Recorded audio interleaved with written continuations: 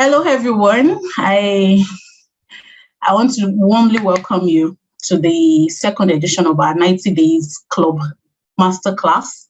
We had the first in February, and I know that some of you joined us, and it was really, really remarkable. So many people ask me how I get to wear different hats successfully, and my simple response to them is systems, SYSTEMS. Sometimes we struggle to execute our personal and professional goals because there is really no one holding us accountable. There is no system in place to put us in check, and sometimes it's outrightly due to lack of clarity or maybe the technical know-how in terms of how to go about our goals. And sometimes we're outrightly lazy. That's the truth. And so at the beginning of the year, I initiated a club under the Young and Yearning company to support 30 youths in accomplishing their short-term goals within 90 days. And the club has been running for the past, I think, about 54 days.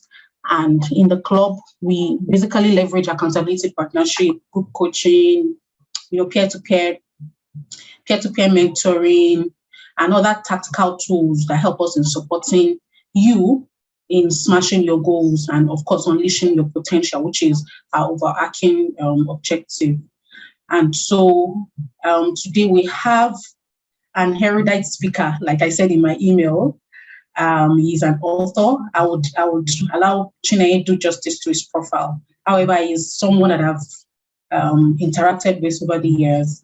I met him while we were in the University of Ibadan, and he's someone that I admire a lot. And I'm really, really happy to be sharing him with you on this platform today. His name is Abiodun. I'll be doing justice to the topic of taking audacious steps. Like the scripture says, the righteous is as bold as a lion, right? And it is important that we begin to take audacious steps in order for us to be able to smash and achieve our God-given goals. Right, so I want you to just pay attention during this masterclass. Try and avoid every form of distraction. Get a notepad if you can, and take as much notes as you can because it is going to be mind-blowing. Right, so please sit back and enjoy today's masterclass. You're welcome once again. Thank you very much. Over to you, Chineye. Okay, thank you, TA. So right about now, I'll be reading through our speaker's profile. So up on your screen, you'll see the speaker's profile.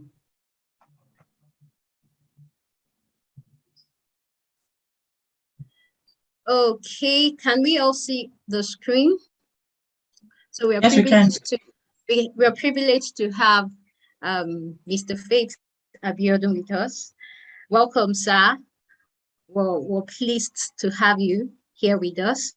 So Faith Abiodun is an education and social enterprise leader, international affairs analyst, writer, and speaker. In 2021, he was appointed as executive director of the United World Colleges, UWC International.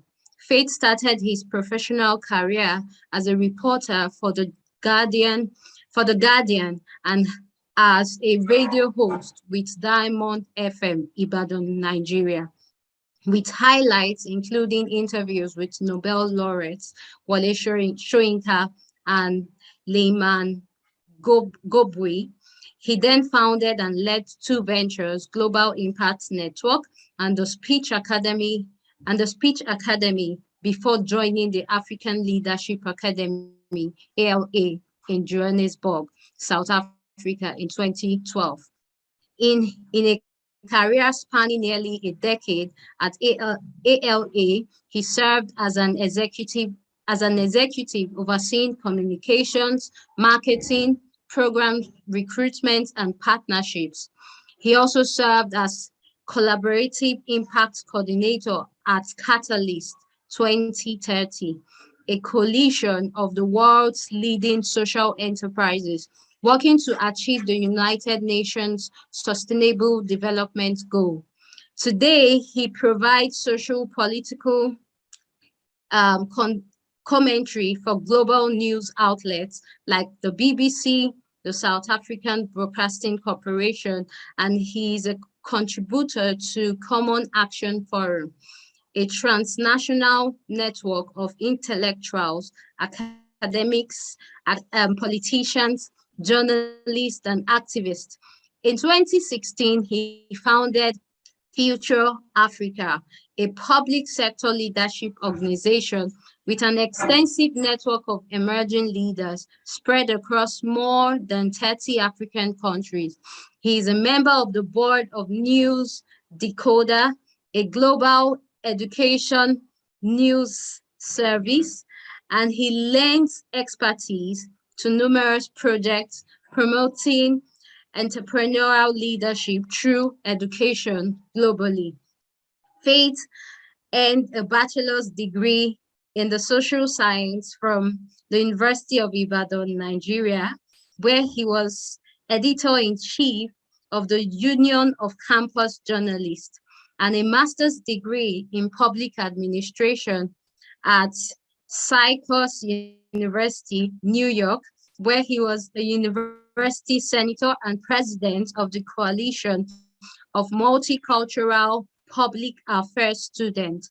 He is an alumnus of the World Innovation Summit for Education's Executive Education Program, a former Global Youth Ambassador for a World at School, and International Advisory Board member for the Global Youth Innovation Network. So guys, with a clapping ovation and with your favorite emoji being poured out at the chat section, kindly make welcome Mr. Faith Abiodun as he takes on the stage to teach us tonight, yes, about taking audacious steps. So guys, let's see your favorite emoji. Let's welcome our speaker for today. Welcome, sir. Good afternoon, everyone. It's good to be with you all today, and thank you for inviting me, and thank you for sharing bits about my journey so far. I hope I'm audible. Yes, sir. We have quite a bit to cover this afternoon, and so I will hope to go as quickly as possible to get us into some content. I will share my screen as well if possible. I'm not sure if I don't think you got my slides early enough. So if you please enable me to share my screen, I think that might be useful for those who would love to have the chance to review that.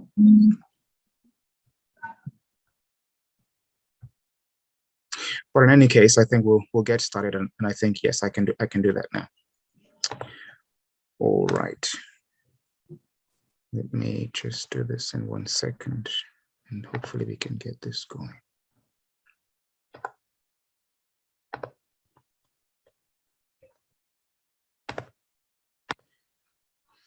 All right, I hope everyone can see the screen.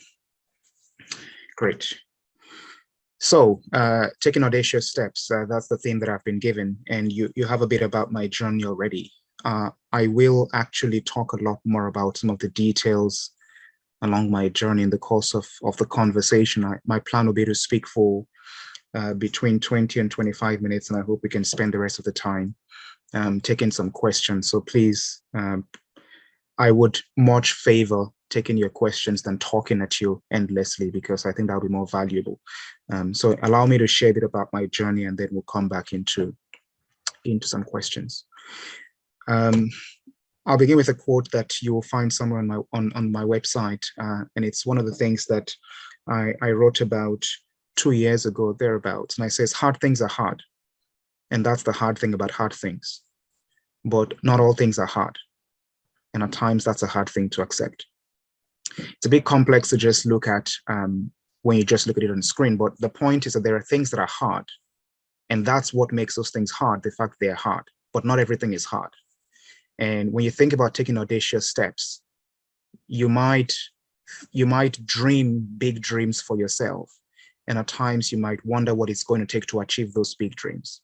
But not all those things that you dream about are that difficult. Some things are. And so let's leave the things that are difficult, and let's focus on the things that are not difficult. because not everything that looks like a daunting challenge actually is a daunting challenge. And it's a bit of a tongue twister, but it's important to just start on that basis, that there are some things that are hard and they're truly hard, but not everything is hard. And so let's focus on what we can do about the things that we can change. All right. I'm going to speak in three parts in the course of this afternoon. On the one hand, I'll talk about my journey, just to give you a bit more context to some of the headlines that you got in my bio. And I'll start from a fairly young age, so that wherever you are on the ladder of life, you can hopefully connect to a part of my journey. And then we'll come into part two, in which I'll just focus on some key lessons that I have learned in the course of my journey and some of those things that I will be talking about shortly. And I'll set you a few challenges that you might think about for yourselves, and also try to contextualize some of those. Now, personally, I've been to lots of talks, webinars, workshops, etc. And I have listened to people talk about just some big things and drop quotes on me from time to time. And I might write those quotes and sound very, very powerful. But I'm hoping that by speaking about these things in the lens of the steps I have taken in my own journey, that it makes sense to you. I can say things to you like, you know what, just work hard, challenge yourself, set high goals, be ambitious. And that's not actually very useful for you, because anyone can tell you those things. You can get those things from a website, from a TED talk, from anything else of that nature. But I will try to personalize and just speak about how I have done some things that I have done, so that maybe if you can connect to that way of thinking, hopefully it feels more useful for you than simply words of advice, go on and do big things in life. So what's my journey? I define my journey, I split my journey into three parts. I'll talk about what I think about as exploring some of the earliest stages that earliest things that I did in my life, in which I thought about them as fairly unstructured steps, you know, doing things very, very early, just to discover what paths exist in the world. And any one of us who started our lives in that way. You do one thing, you do another thing, and, you know, maybe your parents advise you to study something in university or whatever that path looks like.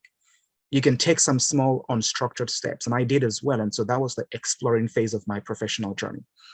The second phase I think about as experimenting.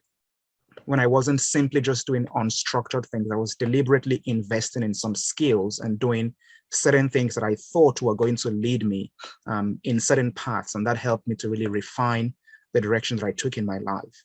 And the third phase is the phase in which I find myself right now, what I think about as excelling, right? In which I'm purposefully advancing in the directions that promise me the highest returns. I'm not doing everything today. I'm not still exploring. I'm not still experimenting. I'm now very focused. I'm now very purposeful about the things I commit myself to do. And I do those things because of the promises and the results that I'm getting from them. So let's break down to exploring. What exactly does this mean, and what was my journey? I put a picture up there because you guys have heard that I had a chance to interview Wole Soyinka, and it was brilliant. It was one of the highlights of my early career development. But what was my path? Now, I'm going to start from when I was in JSS 3, so that regardless of where you are on the ladder of life, you can hopefully connect back to where you were in JSS 3. When I was in Nigeria, I went to school in Ibadan. And at the end of my JSS 3, like most people, I had 4 months of a holiday between JS 3 and SS 1. And that was the point where we wrote what we call junior WAEC. And for many people, it was the transition between a bit of general studies in your early secondary education into what became more specialized paths in senior secondary school. So for people, this is where you chose if you're going to focus on the physical sciences or the social sciences or commercial arts, whatever they called it in your case. My dad asked me, what do you want to do with your 4-month holiday after you write your junior WAEC? I had no clue what I wanted to do. Up until that point, whenever someone asked me, what do you want to be in future? I said a random number of things. Doctor, lawyer, engineer, policeman was actually my favorite one because I liked policemen. I thought it was quite weird. But I had all kinds of random ideas of what I wanted to do in life. But then I settled on being a photographer at that time. And my dad said, well, I know a photographer and a guy who lives in Oyo town. We lived in Ibadan. And my dad said, well, maybe you can go and be an intern or an apprentice for Mr. George, the photographer. So I went and lived in Oyo by myself for 4 months. And it was an eye-opener for me. I was 11 years old, living by myself in a town away from my parents. They'll come to visit on weekends.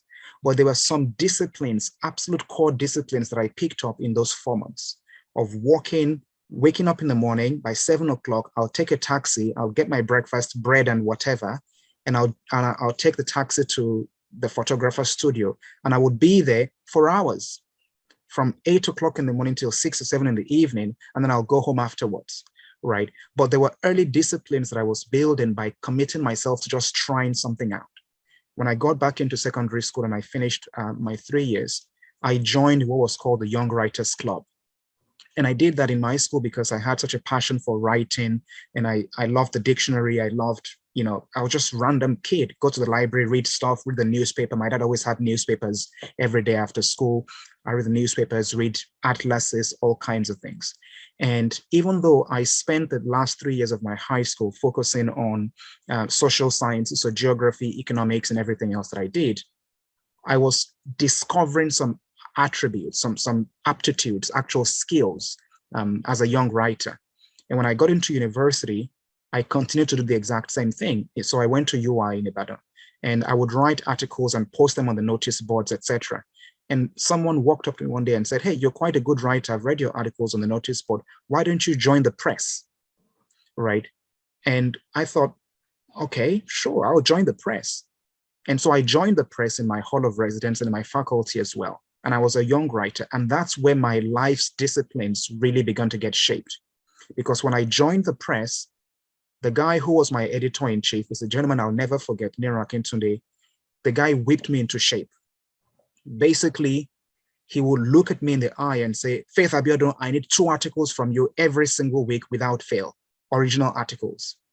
And I thought, what kind of stress is this? I want to write whenever I want to write. I don't need someone bossing me around. But here's the point. Neron's room was at the entrance or the exit of the hall. So you could not exit without looking this guy in the face every single day. And every time I'm about to walk to class, I'll look at this guy who had put in place policies, 2 articles every single week, otherwise you're out of the press. And the fear of looking this guy in the face and not having my results drove me to make sure I had 2 articles every single week. And disciplines began to build up for me because I realized I have to do my work. I saw the guys who were ahead of me. I saw the results they were achieving, and I thought, I want to be published the way these guys are being published. I want to have the kind of results they're having. And if what it takes is for me to knuckle down and write 2 articles a week, of course I'll do it.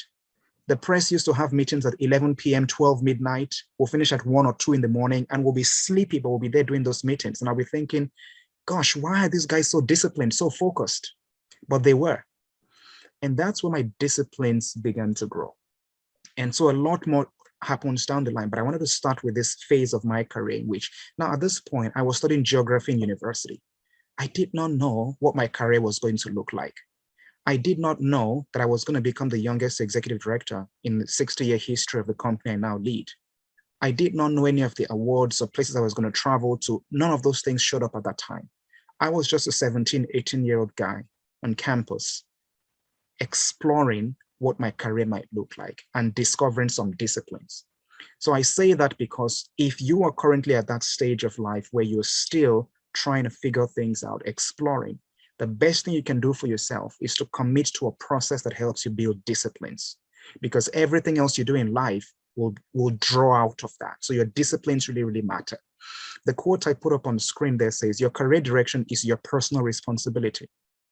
It's yours and yours only. Whatever you achieve in life is down to you. Obviously, we know that God is the biggest orchestrator of everything. But trust me, some people will come into your life, they will facilitate your journey, they will do different things, but the responsibility of where you go is solely yours. So this was the phase of my life where I did not know if I was going to be a journalist, an apprentice photographer, whatever it was. I was just exploring. That's phase 1. In phase 2, I began to experiment. In experimenting, I began to actually do things that were helping me build skills, helping me actually put some processes in place, giving me a sense of direction. So because of my work in the Union of Campus Journalists, I had the chance to go get an internship at The Guardian. And The Guardian at the time, and I believe still is, was the most prominent newspaper in Nigeria. It was huge. First time I went to live in Lagos by myself. And the disciplines I built from there were next level. You know, I was an intern going to work at the Guardian, but I was assigned to work at a desk with other professionals. And I showed up to work every single day, and we had our first meeting, and the editor says, "So what stories are you all working on?" And I look left and right like, is someone going to tell me what story I'm supposed to be working on? No, I was supposed to have my stories. So everyone will show up in my department and say, "So I'm working on 5 stories. I'm going to meet the governor's office tomorrow. I'm investigating this project. I'm doing that and that." And it'll come to my turn. I'll be, what do I say? You know, who's going to tell me what I'm doing? And I realized this is the real world. This is not a preparation or dress rehearsal. The real thing doesn't become after now. It already started. I already work here. I'm already a professional, you know, and you might find yourself at this phase of life in which you are still hoping for someone to kind of show you the ropes or put the steps in place or kind of tell you what to do. You know, someone else who's more experienced than you will, you know, make things work for you. The truth is, this is not a dress rehearsal for the real thing. If you're 18, 19, 20, that's 20 years of your life of work experience. It doesn't matter what you are actually doing. The real thing began the day you were born. So don't think about what you're doing right now as a dress rehearsal, assuming that somewhere down the line you will figure out what to do.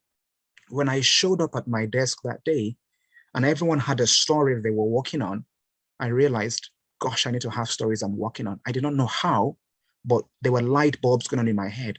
I've got to have things I'm working on. I spent 4 months at the Guardian. My mind completely switched open. Now, I was lucky at that time to have some of the senior professionals who actually offered me stories that they were working on. They'll come and basically say, you know, they wouldn't tell me they were about to help me. One of them will come and say, "Faith, there's an interview tomorrow that's going to happen at Marina House. You know, please make sure you're there." I'll be like, "Oh, thank you very much," because it meant I have a story, right? And those were people that I said they will facilitate your journey, but they're not responsible for your journey. When someone helps you, they offer you something, they're not responsible for you. They're simply helping you. It's up to you to decide what you do with it. That's how those disciplines build. Now, I could have thrown the chance away. Where someone offers me an idea or says, "Hey, there's a building project there, there's something there." I didn't have to do anything with it. So you will find facilitators in your way. TA right now is a facilitator for you. She's helping you. She's offering you something. But what you make of it is ultimately your responsibility. And so by the time I was finishing my internship at the Guardian, 2 things had happened. One of the first things that happened is this. I found my way to the office of Dr. Ruben Abati. Ruben Abati was the patron of the campus journalist at UI. So he was one of our role models. We all admired him. And if you know anything about Ruben Abati, he was chairman of the editorial board of The Guardian before he went to work for President Goodluck Jonathan as spokesperson. Ruben had written the same column every single week from 1990 up on the time until time I went to work at The Guardian in 2006. So every single year for 16 years, this guy had written, every single week rather, for 16 years, he had written the same article, the same column at the back of The Guardian. You're looking at deep experience as a writer. And I wanted to publish a magazine for UI as part of my job as the incoming editor-in-chief at UI. So I went to Dr. Abati and said, "Sir, I would like to interview Wole Soyinka." I was 18 years old or whatever it was, 17 or 18. 7 p.m. I'd finished my work that day. And when I was as editor-in-chief, I'd drawn up my short list. If we're going to interview one person who everyone would like to read from, who do we want to interview? And we had a short list of 10 people, and Wole Soyinka was number 1 on the list. The problem was no one had an idea how to reach Wole Soyinka, but we decided here's the one person we want to interview. And so I'd been at my desk the whole day, and I thought to myself, let me just go say hello to Dr. Abati before I go home. And I knocked on his door at 7 p.m. and he stood and he was drinking his bottle of Gouda and typing his article. And I said, "Good evening, sir. I would love to interview Wole Soyinka." Now, freeze that moment. 18-year-old boy in the office of the most popular journalist in Nigeria at 7 p.m. on a Tuesday night, having the audacity, right? Audacity to say, "I'd love to interview Wole Soyinka." Who gives the email address of Wole Soyinka to an 18-year-old nobody? Well, that's what Dr. Abati did. He found a piece of paper and he scribbled something for me and he put it in my hands. And I opened the paper and I saw the email address for Wole Soyinka. And I almost froze. The next thing I did, I went straight back to my desk at 7 p.m. and I typed the longest email I've ever written in my life, basically begging Wole Soyinka to please give me an interview with him. I closed my computer and I went back home. I showed up to work the following morning, 9 o'clock, and I checked my email. Wole Soyinka had replied me within 7 minutes of me sending him an email. What gave me the right to ask for Wole Soyinka's email and what gave me the right to email Wole Soyinka? But I got a response back within 7 minutes. It took 8 months of crazy follow-up for me to actually get the interview, but I did. And I went to Wole Soyinka's house in Abeokuta and we spent 1.5 hours together. And I would never, never forget the way the gentleman treated me. When we finished, he actually sent a driver to pick me up from a hotel. When we finished, he drove me with the driver himself to a bus park and gave me some money for transport. I was 18 years old and Wole Soyinka was being kind to me. That was where my career began to really take off, because all of a sudden, I'm the guy who was interviewed Wole Soyinka at 18. What gave me the right? So let's freeze, because we're talking about experimenting here. Now, I did not know if I was going to be a journalist professionally, but I had the audacity to go to Reuben Abati to ask. I would love to interview Wole Soyinka. And I got everything I wanted from there. Many of us simply don't ask. We imagine all the barriers to the things we want in life. Like I said, hard things are hard, right? And that's the hard thing about hard things. Like solving the war between Ukraine and Russia, that's hard, all right? Like making the United Nations solve climate change problems, that's hard. Not everything is as hard as that. So let's forget about those things that are hard and think about the things that we actually can influence. If you want to be a professional journalist and you love to have a breakthrough, interview Wole Soyinka. Well, how do I find Wole Soyinka? Keep asking around, because that's what I did, and that's exactly what worked for me. So let's move on. I got the chance to interview Wole Soyinka, and from there, a few more things happened. Before I left my job at The Guardian, I went to chase a story at MMA to the airport in Lagos. It was still under construction. So I went to this uncompleted building and I began to ask around, where's the project manager? Again, I was 18 years old, right? And I'm asking for the project manager for this huge construction because that's what my colleagues, main-time journalists, were doing. They were reporting the biggest stories in the country. So I thought, well, I'm one of them now, right? So I'm going to go find the biggest story. Who's building this whole project? I'd like to interview them. And so I found the project manager eventually after asking around, and I entered his office and I said, sir, my name is Faith Abiodun from The Guardian. And he's looking at me like, who the hell is this kid, right? Asking me questions. By the time I finished asking a bunch of questions, I realized he wasn't going to give me the scoop I was looking for, but he said, you know what, you're so confident, I like you. I'll help you find it. Whenever you're going to go for your next internship, let me know and I'll help you get a job. I'm like, thank you, sir. And so I left, and eventually I reached out to him when it was time to do my internship after 300 level.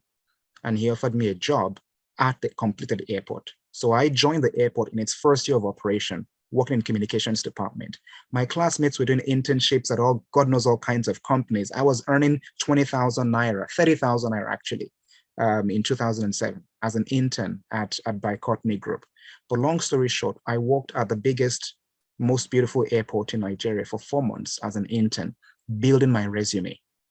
I'm slowing down for this phase of my life, not the further phase, because this is where the disciplines really happen. This is where it's really, really important. Where I was young, impressionable, I was experimenting. I did not know for sure what my future was going to look like, but at that level, I was just trying and speaking and asking and putting my hand up for things that I was not qualified for. Frankly, things I should never, ever have had the responsibility to ask for. I was asking those questions. I went from there to work in a bunch of things. So I worked for GIS Consult, a geography firm.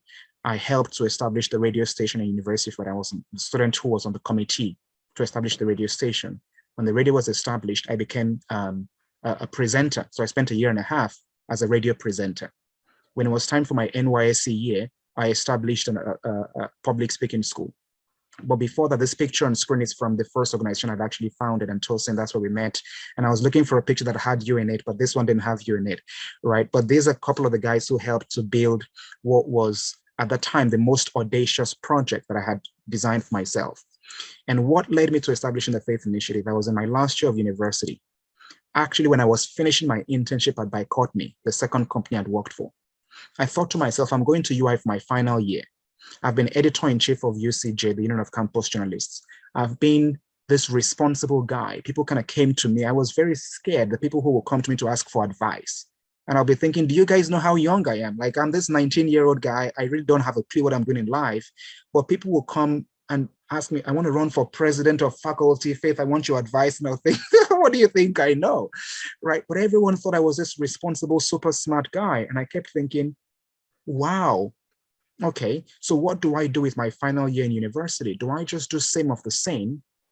Do I join the Sigma Club? Do I join JCI? All of these clubs just doing the same thing. I thought to myself, there's a level of leadership development I've not seen. You know, we think about the best club or group on campus is the one that organizes the biggest public lecture.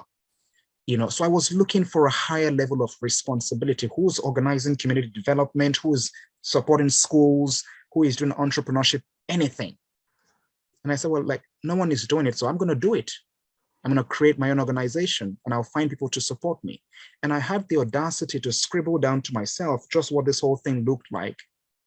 And I walked up to 10 of my friends when I got back in a 400 level. And I said, look, I've got this idea and I'd love you to be a part of it. And you know what they all said? Yes. Weird. Why did all 10 of them say, sure, let's do it? Is it because I was super smart? No, it's because I asked them, right? I asked, because if I didn't ask, no one would have joined my team. But I had 10 super smart, super busy people all saying, sure, why not? I had the audacity to design up an organization. I had the audacity to invite 10 of my friends to join, and they all said yes. And so the whole point was, well, how do we actually make this thing work? And over the course of the 6 years that we ran this thing between when I started and when I eventually moved on, we had more than 200 people who spent time volunteering within the organization. Mind-blowing. Organizing leadership conferences, after-school support at a underfunded government school, doing small entrepreneurship projects. Eventually this thing came of life. It came to life. And then from there, we built a public speaking school. I don't have the time to run through everything that happened in this phase of my experimenting. But here's the point. I was just putting myself to work. I was trying things out and I was getting results from them. And that's what helped me begin to actually think, maybe I can do more of these things I'm already doing. So the quote I have at the bottom of the screen says, if you're working too hard for meager results, there's a chance you've not discovered your strengths.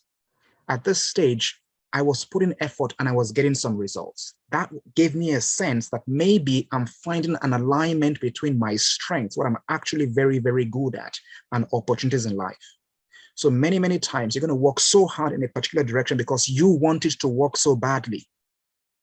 But maybe that's not your strength. Maybe that's not what you're good at. So if the point comes in your life where you just realize the effort I'm putting in and the results I'm getting are not correlated, you have to pause and ask yourself if this is where you should be putting your energy. For me, certainly what happened was I was finding some results that were correlated to my efforts, and that gave me an indication I can pursue this journey further. So by the time I'd run my NGO for 3 years, I said to myself, what's it going to take to run the biggest NGOs in the world? Because I don't want to be a local champion. I don't want to simply do this thing in Ibadan. Even in Ibadan, at the time, you looked at the biggest, most prominent names in leadership development, whatever it is. What's it going to take for me to become as prominent as Fela Drotoye? Those are the names in our minds, right? We thought about the people who are influencing things. How do I become the level of Kunle Shorinyo? How do I become the level of Niya Desanya? How do I become like those guys? Those are the questions I was asking myself in 2008. How do I become their level? Where do I go to learn? What do I have to study? What do I do? Because those people have influence. And so that's what led me to deciding to go to the US. And I thought, well, I have to go study or just be a part of something. So I applied to do a master's degree in public administration and I went to the US. And then I did that project, and I'll speak a whole lot more about that maybe in the Q&A. But the point was, I asked myself some very important questions. I can see where I am right now. People think I'm super smart. I think I have a long way to go. Therefore, I need to step out of where I am, what is very comfortable, and go figure out what's it going to take for me to get from this level to the biggest levels in the world. And I had to leave for America, spent a ton of money, sacrificed so much for my family. There are miracles that happened in between. I don't have the time to get into them. But let's get into phase 3 of my professional journey. And phase 3 is called excelling. In this phase called excelling, or where I am here, I went to the US. I had the privilege of doing a very, very important master's degree. Cost me $68,000. When you think about everything else that we spent over the course of those 12 months, my rent, everything else, more than $100,000 was the value of the year and a half that I spent from there. And at that point, a friend of mine had spoken to me about a place called African Leadership Academy. And they described African Leadership Academy as this place where the next generation of African leaders were being shaped. And I thought to myself, of course I want to go there. Can I go to school there? Can I be a part of it? And they said it's for people who are 16 to 19. I thought, come on, I'm too old for that. And for the first time in my life, I was too old for something. And my response was, well, how can I be a part of it? How can I shape it? You know, how do I create value? If I can receive value from this place, if I'm not going to benefit for me, how do I leverage this platform to give value to others? And so I interviewed for about a year, and eventually I was offered a job at African Leadership Academy. And I parked the bus there. I was invited to spend 4 months at this organization from September to December 2012. And within 2 weeks of being there, within 2 weeks, I began to identify spaces in which I could plug in. And I was designing projects, establishing all kinds of things. And by the end of the 3 months, within the 4-month period, they asked me, what were my plans? Was I going to continue? My answer was, for sure, I'm going to continue. And I went from 4 months to 8 years.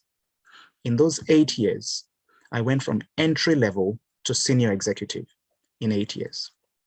And the journey was this. I had 5 promotions within 6 years. My first 4 years, I had 0 promotions. My first 4 years, I had 0 promotions. I basically was climbing the ladder, building very, very hard skills, doing hard work, creating projects. I worked 24 hours. The security guys will come to my desk at 11 p.m. They will find me there, they will close the door, they will carry on with their lives because I wasn't going home. I was, there's so much I can tell about the details of those years of my life, but I want to get to questions as quickly as possible. I worked super, super hard. And I kept asking myself, is anyone noticing what I'm doing? Am I actually making any difference in this place? But I was putting seeds in the ground. And at the end of the day, at some point in 2014, my manager left the company and they had to think about the next manager of that department. They were either going to hire someone from outside or promote from within. And surprisingly to me, they promoted me and I became head of the department. And I thought to myself, I've been here for 3.5 years. And for the first time I got my first promotion, someone recognized my value. But then every single year from that year up until the year I left, I kept climbing up the ladder consistently. Something was happening. The value I was creating was present. I had a hand in every pie. I was designing programs, developing curriculum, doing fundraising, doing marketing, doing communications, doing program management. I was everywhere. The results were evident. By the time I'd arrived at the age of 30, I was not 30, I was 28 when I became a senior executive in the company. And the next level for me to climb was going to be the CEO. And I thought to myself, how have I climbed up the ladder so quickly?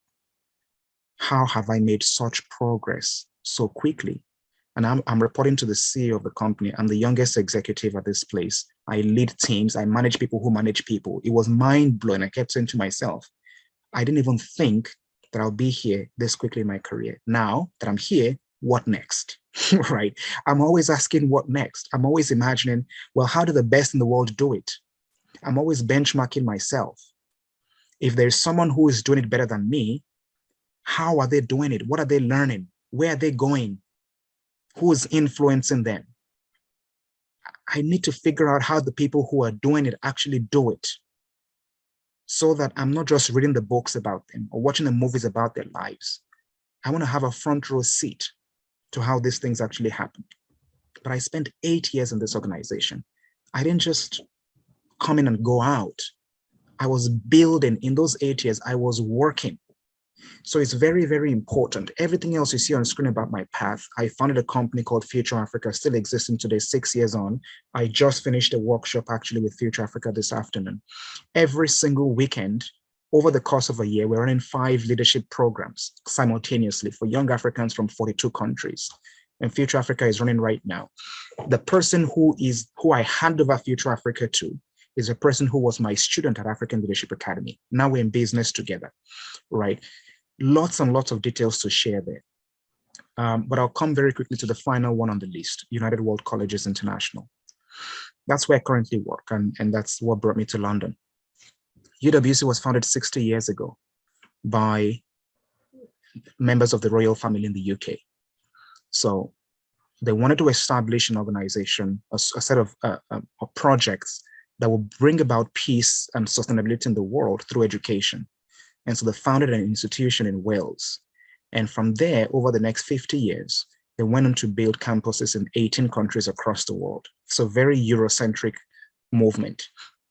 More than 65,000 people have now gone to a United World College from about 160 countries all over the world.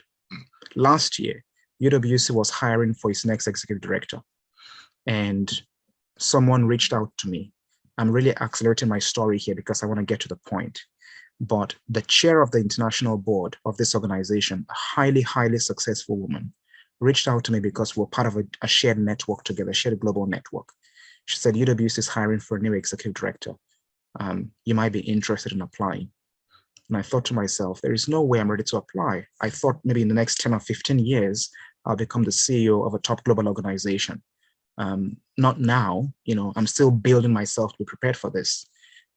But 2 hours before the applications closed, I thought, they're not going to pick me anyway, so why not apply, right? It can't hurt. So I applied.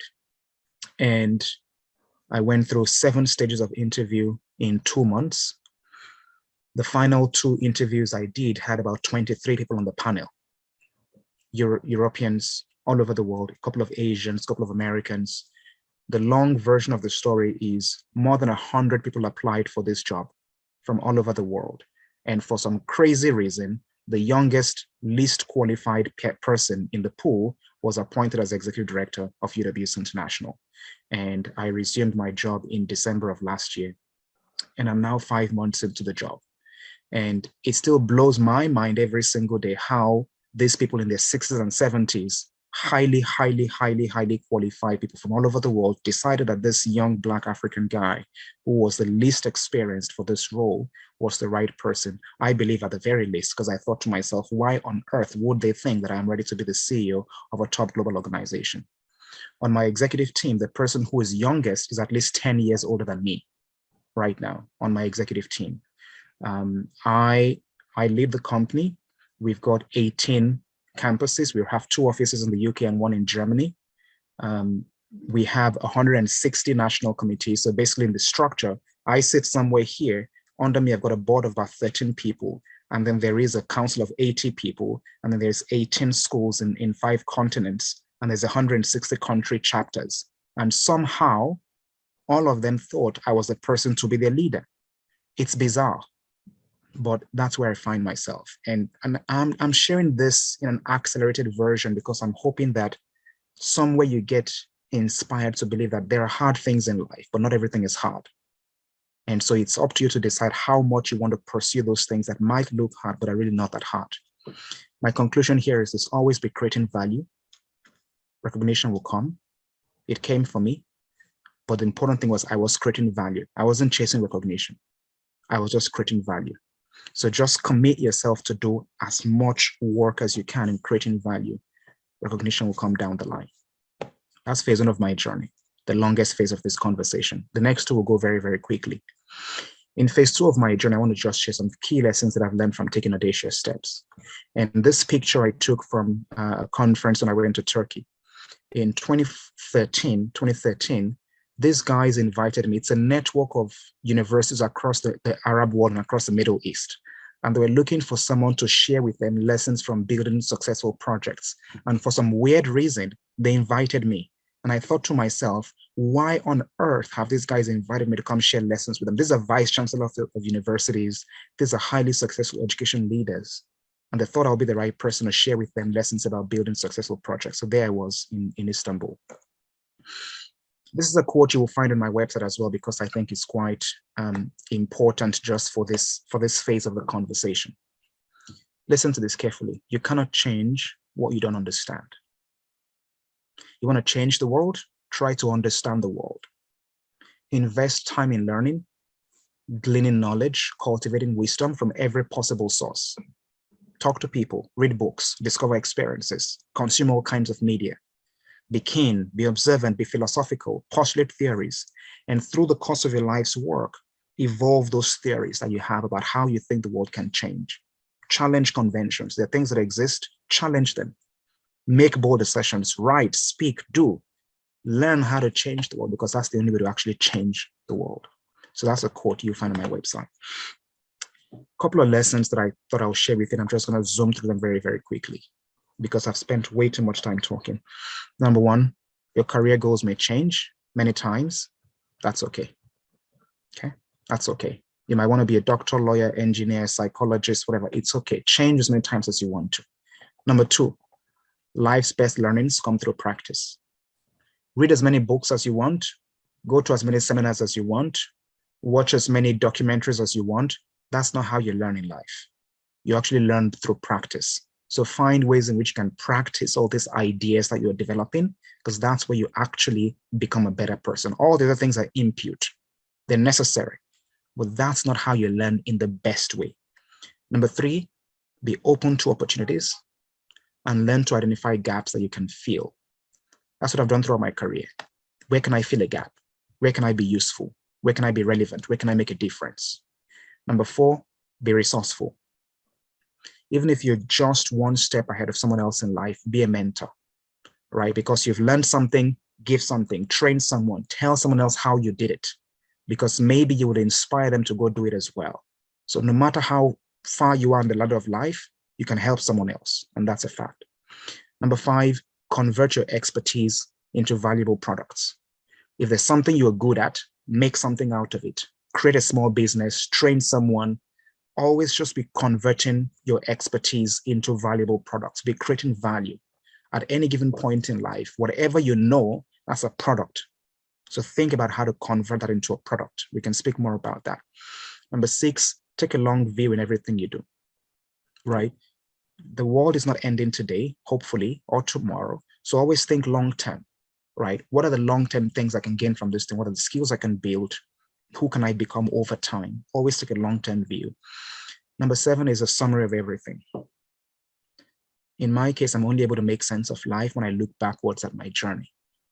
Looking forwards, no one knows what the future holds. I don't know where I'm going from here, but I can make sense of how I've got here. So life is not lived in a straight line. I can't plot if this happens and that is going to happen. It's too much analysis. So just flip it. Life only makes sense when you look backwards, not when you look forwards. I'm going to go quickly into the third phase of my journey so I can close and get your questions. Your challenge. This picture I took from a conference in Madrid. This was in Spain. Again, someone had invited me to join a global network. The people in this room are ministers of foreign affairs of various countries, academics, journalists, professionals, a group of people who call themselves the Common Action Forum. And their job is to imagine where the world is going and think about how we prepare for that. So these are deep thinkers, and they had a conference for 50 people and they asked me to join them. Why they invited me, God knows, but they did. And these are things that can open up to you if you're creating value, platforms to show up down the line. Challenge number one. This is a statement I say to everyone, everywhere. Do as much as you can, but do the most what you do the best. I'll slow this down. Do as much as you can. In my case, I began as a journalist. I became as a writer, public speaker, NGO founder, education leader, teacher, communications guy, marketing guy, project manager, finance guy, fundraiser. I try to do everything as much as possible. But when you find what you do the best, put many things aside and do the one or two or three things that you are the best at doing. Think about the 3 steps in my journey: exploring, experimenting, and excelling. Explore as much as you can. Slim down, experiment with a few things so you can excel at a niche area of work. You're not going to be an expert at 50 things in the world. You can try 50 things out, but try those things out to help you slim down the number of things you focus on so that you can actually find the things you do the best. So my challenge to you is, what do you do better than most people around you that drives you and makes you super, super excited? Maybe that's what you can focus on. So find what you do by exploring, and then you slim and you experiment with a few things, and then eventually you can excel in a niche area. Do as much as you can. When you find out what you do the best, do it as much as possible. It's number 1. Challenge number 2, take every opportunity to build things. Take every opportunity to build things and develop both hard skills and soft skills. Always be building things, always be trying things out, always be designing new projects, always be working yourself into the ground, develop projects, develop processes, be the utility guy wherever you find yourself. Always be building things, be trying things, that's what makes you irresistible when opportunities show up. Be resourceful, be the person who's always creating processes. Write a book, create a website, do something. Just be visible, be useful, be resourceful. Every chance you get to build hard skills, that's what has powered me in my career. I never said no to anything. I'm always available for something. There's a fundraising trip. I don't know how to do fundraising, but sure, I'll do it. When I was interviewing to actually join UWS International, I had to review, one of the questions I had to answer was about the financial sustainability of the organization, the biggest topic in the company. And they asked me to develop a presentation about the financial risks and then what my solution will be. And I said, okay. I had no idea exactly what to look out for. So I had to take a course. Within 3 days, I took an online accelerated course in financial analysis. I'm not a finance guy, but I took a course in financial analysis, and I reviewed 5 years worth of their annual financial statements for 5 years. Each annual statement was 45 pages long. So I read more than 200 pages of financial statements to prepare to answer one question. When I answered the question, that was the question the interviewers least expected me to be good at. And I ended up having far better answers than the people who had been 2-time CEOs and highly successful in their careers. That's the point that actually they began to look at me as a serious candidate, because they expected me, and the reviewers told me this was a question they expected me to fail on. They looked at my career and thought, he's not a finance guy. He's never been a CEO of a big company before. There is no way he's going to be able to get the answers from our financial statements. Take that for whatever it's worth. You can't go wrong by building skills. All right, final point for me. Challenge number 3. Make yourself visible, but do it based on substance. Make yourself visible, but do it based on substance. I put myself out on a website. I put my LinkedIn profile out there. I'm doing that work, all that stuff. I show up to conferences. I write every now and then. I'm making myself visible, but I had to make a commitment to myself quite young. I don't want to be known for the things I say. I want to be known for the things I do. I want to be visible for the substance of my work. I don't want to be a motivational speaker, because that makes no difference in my life. When people discuss about me, I want them to discuss about the work, the results I've generated, not the ideas I've passed across. So take this for what it's worth. Think about who you actually are, what solutions you actually are creating, what difference you're actually making, not what ideas you have. Ideas are great, they're everywhere. What difference do you make? What work do you do? That's really where you make a difference in life. Final point. If you change the world, you have an obligation to learn as much as you can about it. That takes effort. Along your journey, like mine, you'll be humbled, you'll be exhausted, you'll be frustrated, you'll be excited, you'll be humbled again. That's just what life is. So you have an obligation to learn as much as you can about the world if you want to change it. That's my story. I hope you guys have found some things that are useful in there, right? I didn't want to come and just dump some quotables on you and just tell you some things, go and make a difference in the world. My hope was that by contextualizing everything in the lens of my story, that you might find a chance to think about your own path as well, right? That's really what it's all about. You know, what will you do? You're not going to relive my own journey. You're not going to walk through the steps I've walked. You walk your own journey. You'll make a huge difference in the world. You'll be highly, highly successful. But hopefully you can look at little bits of what I've done, and maybe from there you will find a way for yourself. I'll take a few questions, see if I can answer anything for you in the next few minutes. So I'll take questions now.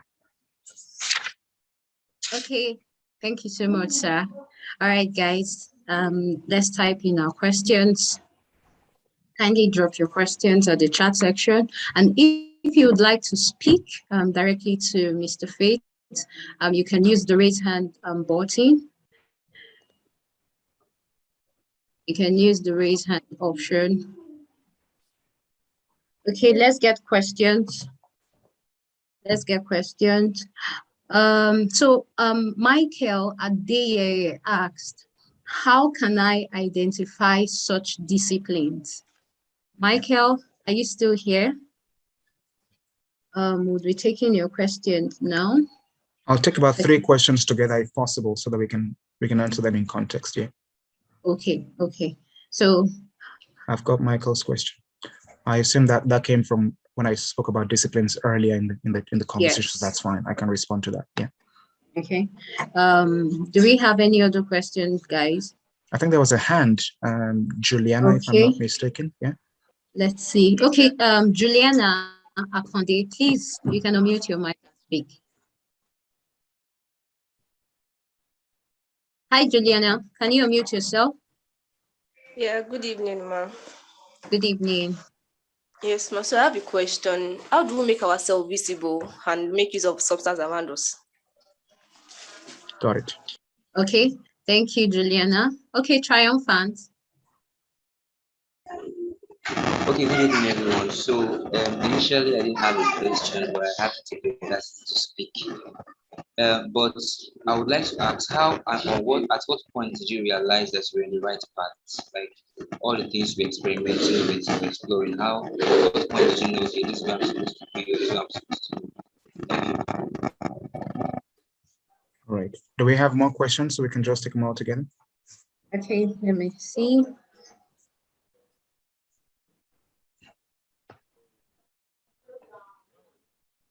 Okay, I think that's all for now. All right, great.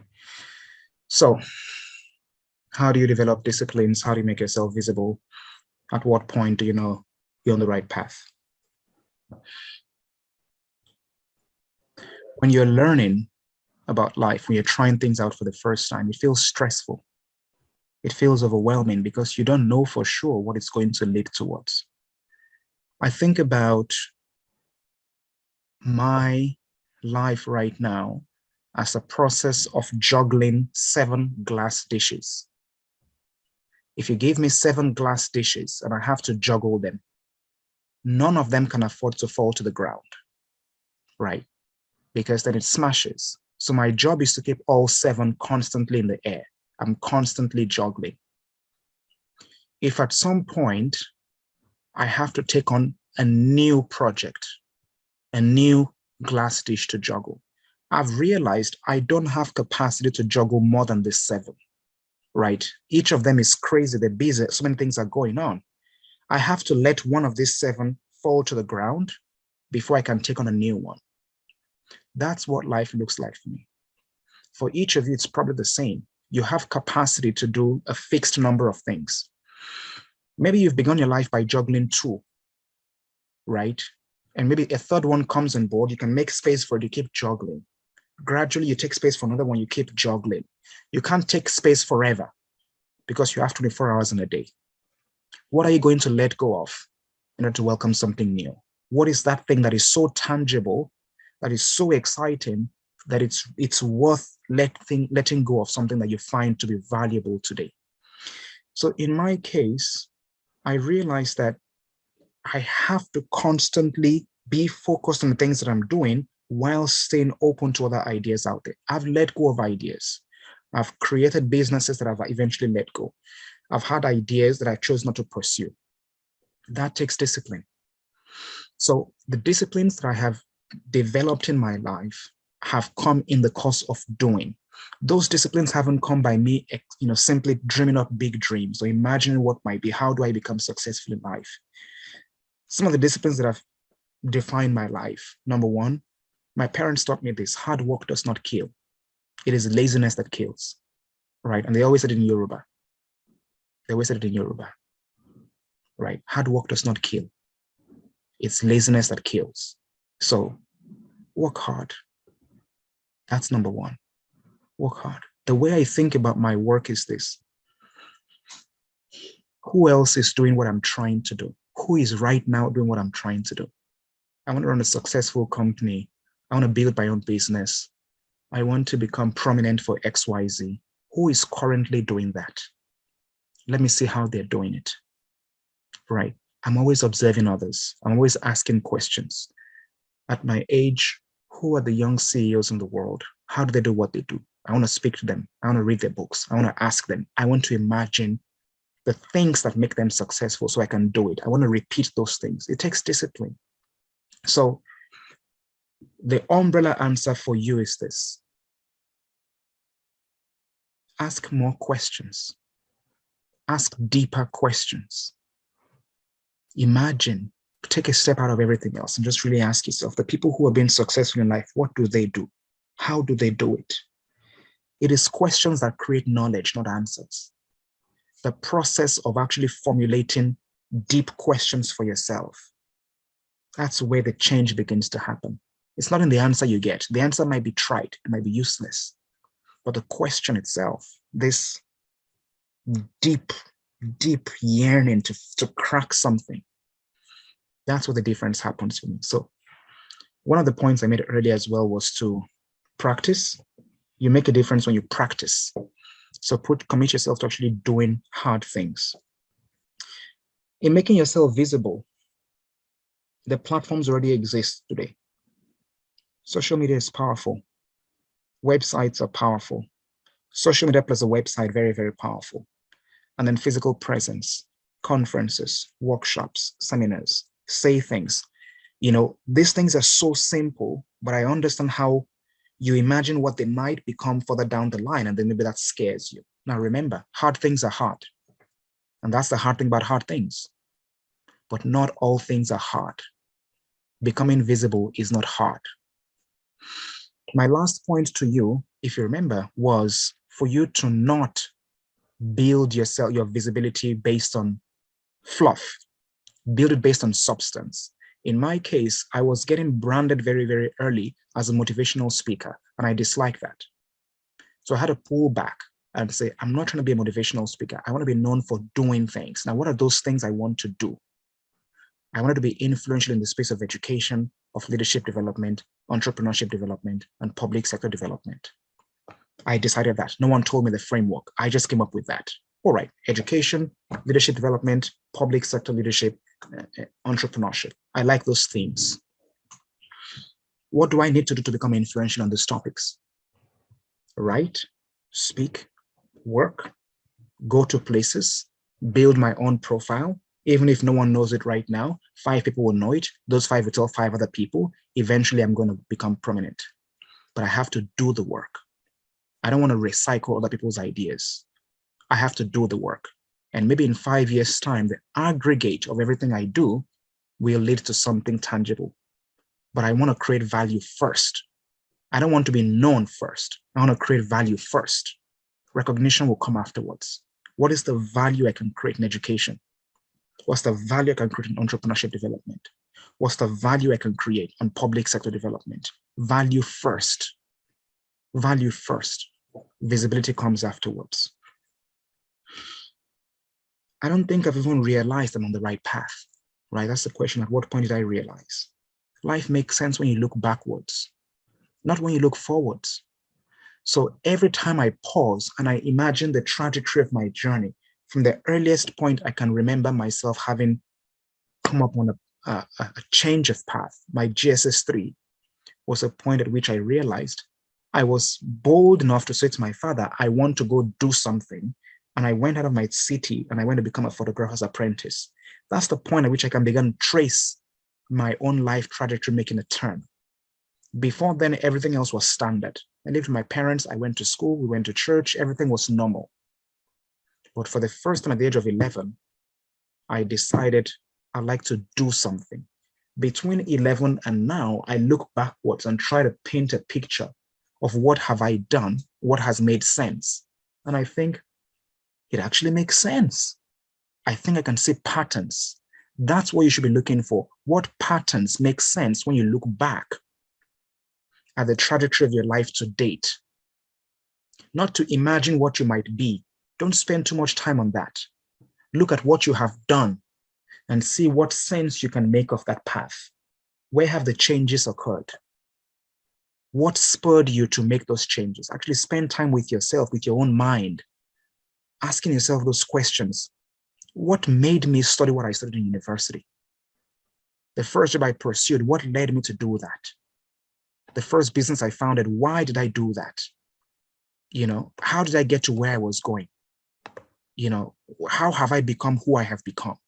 That's the difference for me, right? That's the difference for me. So ask yourself deep questions. Ask yourself deep questions. Ask yourself, how have I become who I have become? Because that maybe is what can help you see where you're going. And in my case, that's where I realized, you know what? I don't die from working hard. I get tired, I rest for a day, and I'm back on it. Maybe I can keep working hard. I like creating new projects. I'm going to create as much as I can. I'm a good communicator. I like to invest more in that. I've got good feedback for being a humanitarian leader. I spend time with people. I invest in good ideas. Maybe I'll do more of that. Listen to what people are saying. Observe. Introspect. Everything is possible. When you get a chance, document your own thoughts. Write. You know. And eventually, when you get a chance to look back, you realize how far you've come. I don't know what's next for me. Any number of things could still happen in my life. I'm still so young, God willing, I can do so many more things in life. So I'm still getting started. So maybe in 20 years, I look back and say, wow, the thing I was saying in 2020, I thought I'd begun to arrive. Haha, what a joke. Look how far we've come. So don't worry too much about the future. Look in the past and see what are the patterns that show up. And that'll give you a clue as to what might come next. I'll take a final round of questions and then we can release you to do a few more things. Okay, so thank you. Yeah. Thank you very much. Okay, so we've got a few more questions. So Micah is asking, is Future Africa same as future.africa? Okay. Okay. How much did your home background and or friends affect your journey? That's Basima. And Oluwatosin says, do as much as you can, do the most you can. Did your interest have anything to do with the paths things you were exploring? Oluwatosin, are you still on? Not sure I got your question right. I think I understand the question. Okay, yeah. Okay. I'm just making some notes so I can actually respond to this. All right. Let's see. Home background. Yes, it influenced my journey in many ways. I don't come from a wealthy family at all. My dad is the first person to finish high school in his family. So poor agricultural family. My mom was a high school teacher in the Oyo State government, so not wealthy. But something happened for me by observing how hard my parents worked and what kind of results they got. And the influence that had on my journey was making me realize how much I wanted my journey to look different. I respect I honor, I appreciate the path my parents have walked and how much of a difference they have made in their lives and in their families. But my goal was to continue from where they were slowing down and go and do a lot more. So yes, for every one of us, we're influenced by where we've come from. The question is whether we allow where we've come from to tie us back, or whether we allow it to propel us forward. And in my case, it has propelled me forward. And I'm grateful that I get the chance to help other people reset their own family lineage as well. So my home background has influenced me. I think it will influence you as well. It's up to you to decide if it becomes a stumbling block or if it becomes a catapult for your future. How did I afford to travel to the US the first time?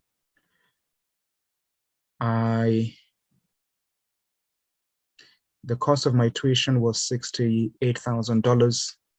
I had scholarships for $34,000 from the university. I had to raise almost 34 extra. My flight ticket cost about $1,000. I got donations of $200 from friends and former colleagues. I was a guest speaker at a school for the graduation ceremony. They gave me $300 as my honorarium, or $250 or thereabouts. My parents contributed about $400 or thereabouts. It was scrap money. I was not rich. I worked for that money. I found a public speaking school called the Speech Academy. I was teaching high school kids how to do public speaking. Each person paid 5,000 naira. We put the whole thing together. It became a lot. I did it for 3 years. And I handed over the school to one of my friends. And then he continued running the school in my absence. And every month he would ask me, Ogami, share lower. And I'll say, me, my lower. Okay, it's fine, I'll try. And he would send me a little bit of money. I hustled. That's the long and short of it. I hustled really, really hard. And that's how we got to where we are. Life doesn't make sense when you look forward. It only makes sense when you look backwards, right? At the time when I was struggling, and I still am in some ways, but at the time when I was just trying, and I had no idea how things were going to work out, I just kept putting my best foot forward. My interests have evolved over time. Yes, they've shaped my path, but my interests have evolved over time. Interests are tied to skills for me. I try to invest in what I'm good at, and I figure out where there might be a great opportunity. And if I see that maybe I could stretch myself a little bit and become good at that thing as well, as long as it aligns with the path I'm currently on and shows me new directions forward, maybe yes. Now, there are things I don't do. Think about this. What you choose to do is as important as what you choose not to do.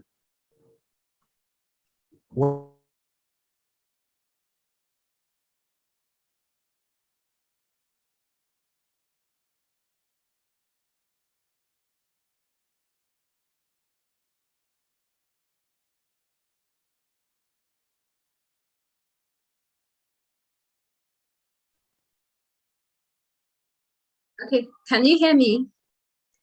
Can you all hear me?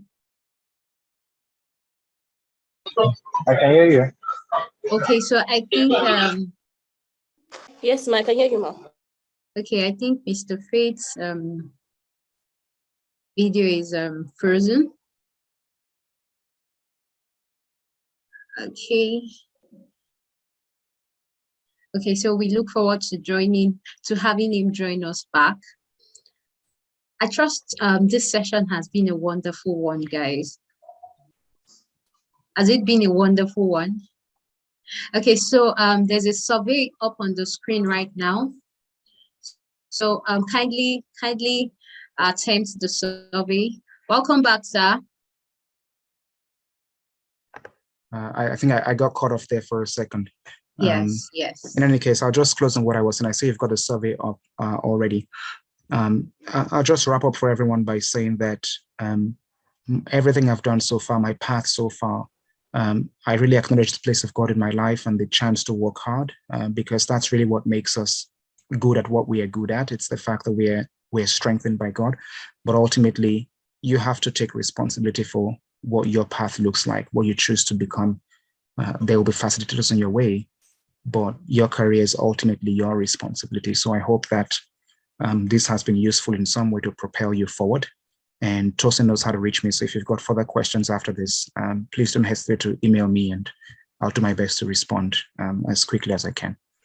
So thank you very much for inviting me and letting me be a part of your session today. And I wish you all the best.